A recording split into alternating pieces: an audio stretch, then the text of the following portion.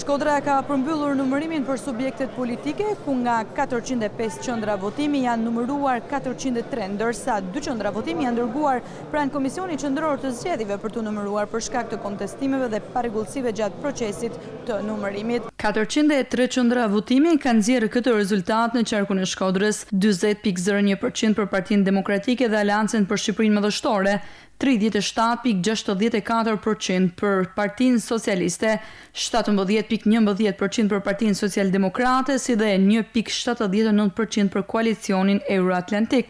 Pas përfundimit të subjekteve, KZAZ vendosën disa orë pushim për të rikthyer në numërimin e votave preferenciale.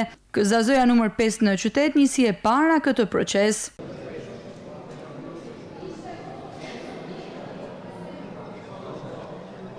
Teksa numërimi për kandidatët vijon edhe në bashki të Pukës, Fusharësit, Vaudesi dhe Malësisë së Madhe.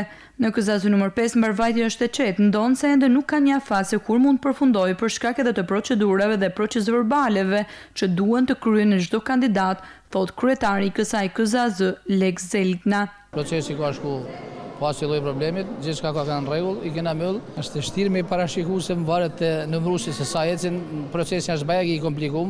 Ka vetëm procedurale që duhet bëhen për çdo kandidat, edhe për ata që marrin 0 vota duhet plotësohen procedurale, kështu që nuk është e lehtë me parashikuar gjatë tillë. Gjithsesi do të mundona që të ecim sa më mirë. Rezultati përfundimtar mbi ndarjen e mandateve në Shkodër pritet të vuloset nga vota e 13.523 votuesve të diasporës.